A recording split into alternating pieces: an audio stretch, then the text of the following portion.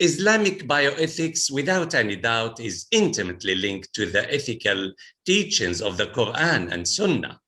And we cannot separate bioethical deliberation from the religion itself. This emphasizes the continuity between body and mind, between material and spiritual realms, and between ethics and jurisprudence.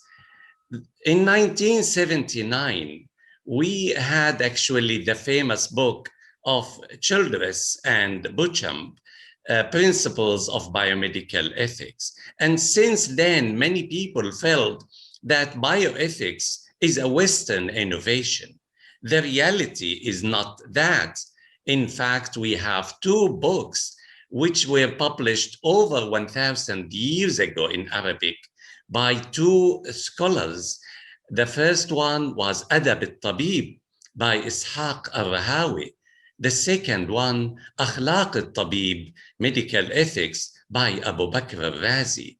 And these are great books, over 150 pages each, written over 1,000 years ago.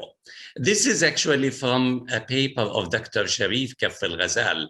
Actually, there are 20 chapters of Adab al-Tabib, this by Ishaq al-Ruhawi. And look at the titles.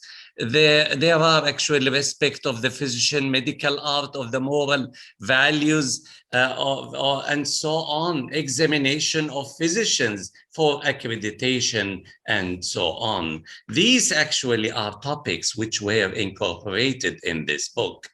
Now, the four principles laid down by Beauchamp and Childress, the autonomy, beneficence, non-maleficence, and justice, these were all rooted in Islamic teachings. We find them in the Quran and the Sunnah.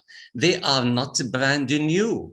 And if we come to the autonomy, we know that informed consent is a must before any surgery or procedure, except in emergency.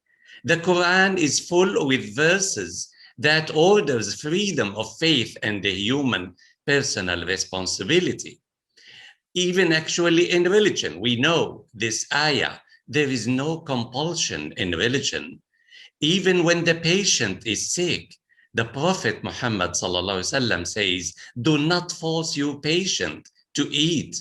Of course, there are certain limitations to autonomy. You cannot change your sex just because you like to change it, and so on. These are actually boundaries in the religion of Islam.